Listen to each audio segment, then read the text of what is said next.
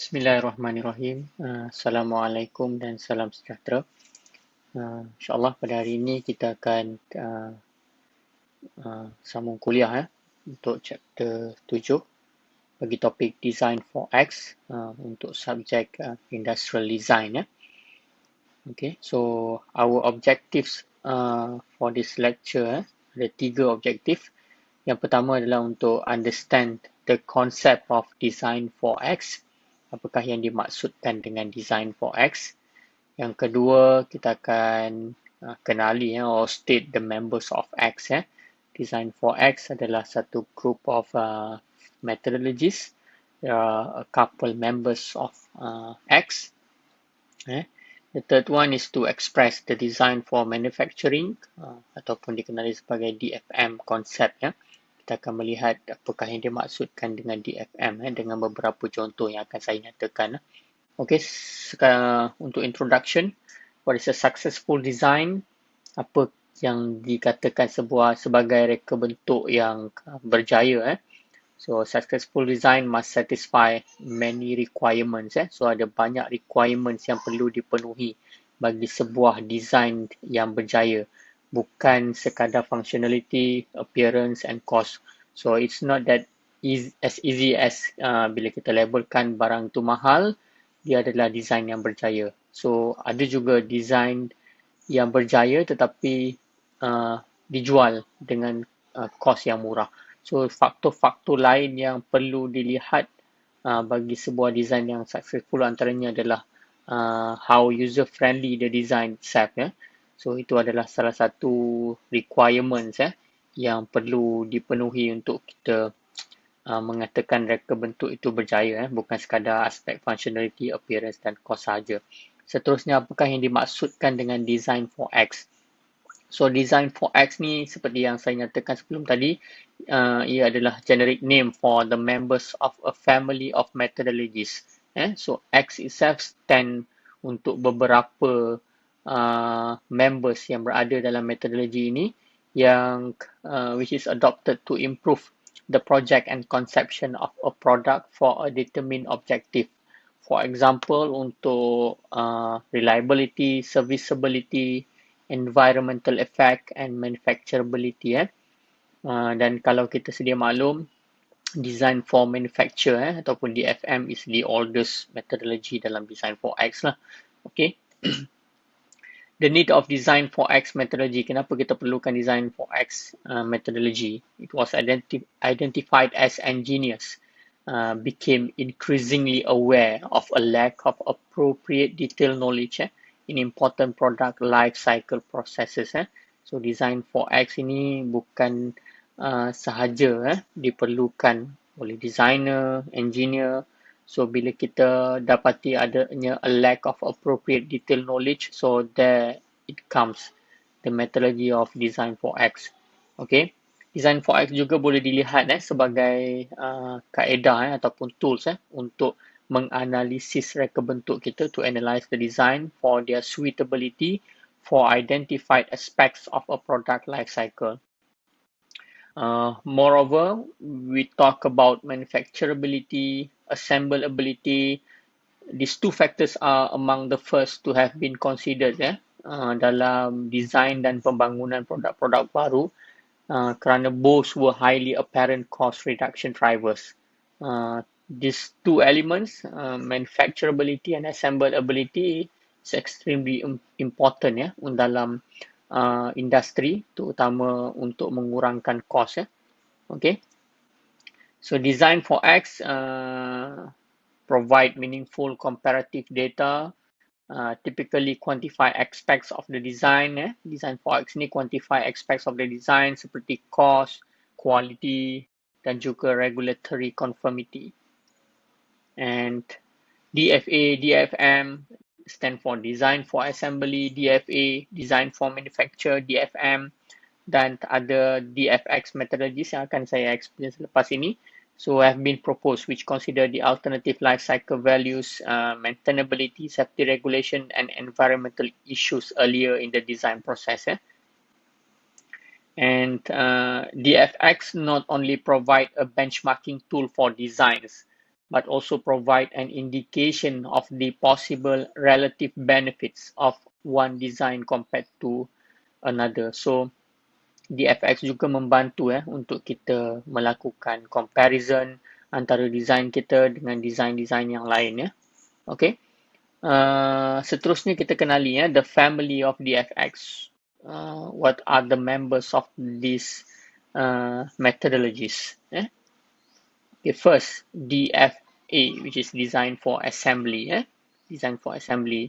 And then kita ada design for environment, design for manufacturability, design for quality, design for reliability, design for safety, and design for serviceability. So 7 ini adalah the family members of DFX which are assembly, environment, manufacturability, quality, reliability, safety, and serviceability. Okay, kita pergi yang pertama, which is design for manufacturing or DFM. DFM is a development practice emphasizing manufacturing issues throughout the product development process. So very clear, DFM digunakan dalam proses pembuatan. Successful DFM results in lower production cost without sacrificing product quality. So seperti yang kita juga tahu, aim untuk manufacturing company adalah untuk menghasilkan produk yang berkualiti pada kos yang rendah. Okay. So there are 5 steps of DFM process, which are the first one.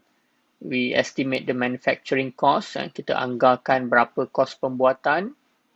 Yang kedua, kita reduce the cost of components. Kita kurangkan kos-kos component. Macam mana kita reduce cost of components?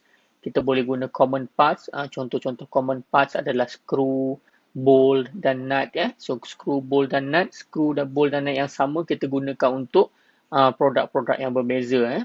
And then reduce the cost of assembly. Okay. Macam mana kita reduce the cost of assembly? Dengan kita susun assembly line sebaik mungkin, dengan kita jimatkan masa assembly. Penjimatan masa assembly juga merupakan salah satu penjimatan cost. Okay, and then kita reduce the cost of supporting production. And the last one, we consider the impact of DFM decision on the other factors. Okay, dalam sebuah manufacturing system, kalau kita lihat dalam slide ini, gambar sebuah kilang, dalamnya ada proses dan ada pekerja. Kita akan ada input untuk manufacturing system. Okay, what are the inputs? The inputs are raw materials, barang-barang yang kita gunakan untuk produce produk kita.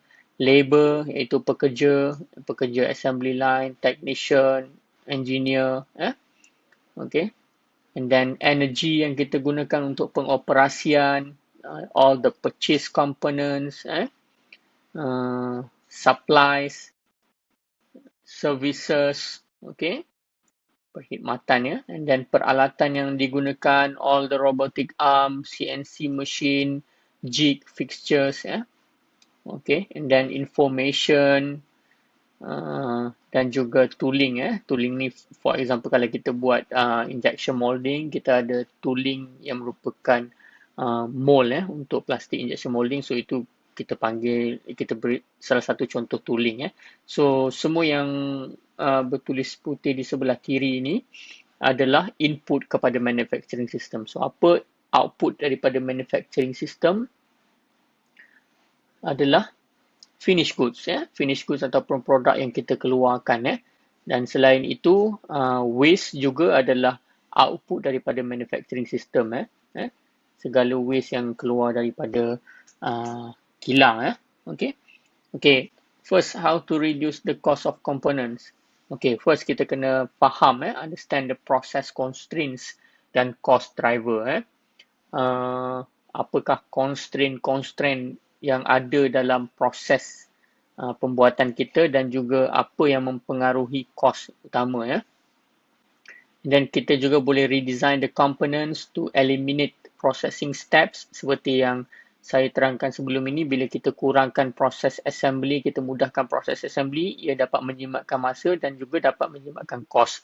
So, salah satu cara untuk memperbaiki processing steps adalah dengan kita redesign the components. Okay, and then choose appropriate economic scale for the part process. And then kita standardize components and processes, kita gunakan common parts, kita gunakan proses yang sama untuk menghasilkan part-part yang berbeza. Standardized components tadi macam common parts lah, macam screw, bolt dan nut adalah contoh yang paling mudah lah. And then kalau kita dah establish satu proses, kita boleh gunakan balik proses tu untuk buat parts lain. Dan kita juga perlu adhere to black box component procurement. These are 5 steps on how to reduce the cost of components, and then how to reduce the cost of assembly. Okay, kita tengok pula how to reduce the cost of assembly. We are using a useful principles to guide to design for assembly. Useful principle to guide to design for assembly. First, kita keeping score. Second one, kita integrate parts. The third one is to maximize the ease of assembly. And the fourth one is to consider customer assembly.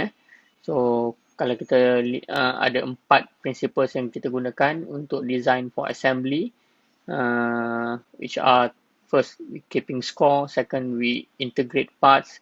The third one is maximize ease of assembly.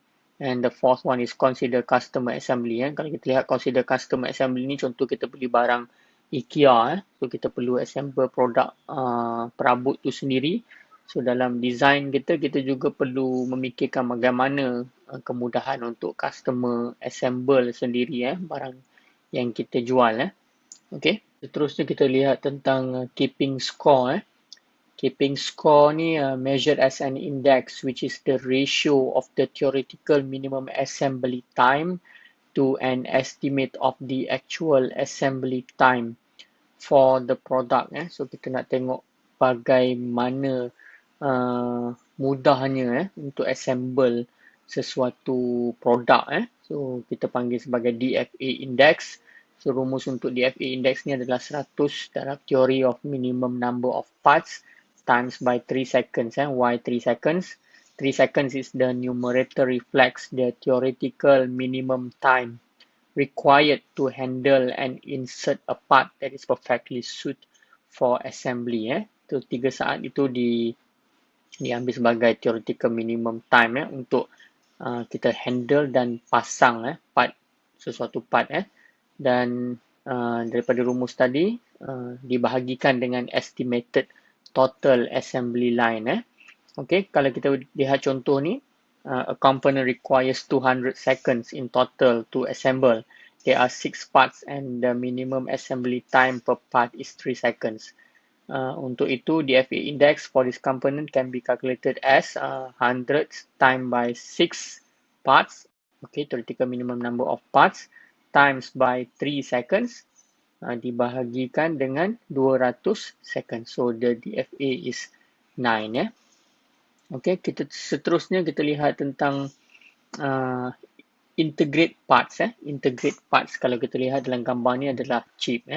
Kita lihat bagaimana kalau kita tahu dalam chip ada banyak function. Hanya satu komponen yang kecil tapi sangat powerful dan mahal. So, daripada satu chip boleh melakukan pelbagai fungsi. Itu yang kita katakan dengan integration lah. Salah satu contoh integration. So, the benefits are bila kita ada integration dalam part ataupun kita integrate parts, kita do not have to be assembled. Second, less expensive. Bila dia less expensive, secara tidak langsung kita juga reduce the cost. And the third one, the dimensions can be controlled precisely. Okay. And then, bagaimana kita untuk maximize the ease of assembly? The ease of assembly, so the ideal characteristics of a part for an assembly. Kalau kita tengok dalam contoh ni adalah contoh iPad Pro. Kalau kita lihat yang ada 2 produk di sini, satu adalah iPad Pro, yang kedua adalah Magic Keyboard. Magic Keyboard untuk type. Kalau kita tengok bagaimana iPad Pro ini menggunakan function magnet.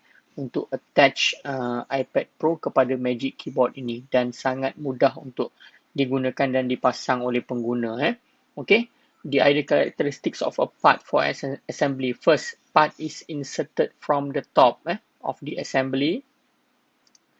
Second is part is self-aligning, so kita tak perlu nak align sendiri. So design itu sendiri perlu memikirkan bila nak pasang tu, parts itu sendiri dah self-align. Then part does not need to be oriented. Part requires only one hand for assembly. So dalam production line, dalam assembly line, pekerja ataupun operator akan menggunakan kedua-dua belah tangan dia. So kalau kita boleh maksimiskan penggunaan kedua-dua belah tangan untuk dua kerja yang berbeza, itu akan membantu mengurangkan masa assembly dan secara tidak langsung mengurangkan kos. And then part requires no tools. Kalau contoh tablet yang hanya menggunakan snap fit, so dia tidak perlu gunakan skru dan tidak perlu ada screwdriver, dan situ juga dapat memaksimumkan kemudahan untuk pasang. And then part is assembled in a single and linear motion. Okay, this is the steps how to maximize ease of assembly. And also part is secured immediately upon insertion. So secured immediately ni macam kita pakai snap fit lah. So bila kita pakai snap fit, kita tak perlu pakai screw. So kat situ sahaja dah memaksimumkan ease of assembly. So screw dan juga snap fit tadi adalah dua function untuk secure ataupun pegang kedua-dua casing, for example. Okay. And then kita boleh juga reduce the cost of supporting production. Bagaimana kita minimize systematic complexity, kurangkan complexity dalam production, minimize the component at the same time, will minimize the cost. And then kita do error proofing. Error proofing ni kita buat untuk anticipate the possible failure modes of the production system and to take appropriate corrective actions early in the development process. So dengan melakukan error proofing, kita dapat tahu kebarangkalian kegagalan ataupun problem yang akan berlaku pada production system kita, dan secara tidak langsung kita dapat standby dengan corrective action. Okay. We should also consider the impact of DFM decisions on the other factors. DFM juga boleh memberi impact kepada faktor-faktor lain. Antaranya adalah impact DFM terhadap masa pembangunan, the development time of the product, and then the development cost of the product, quality product itu juga. DFM ini juga boleh memberikan impact terhadap product quality. And the impact of DFM on external factors such as reuse component and life cycle cost. Okay. Setakat itu sahaja untuk chapter 7 Design for X. Terima kasih.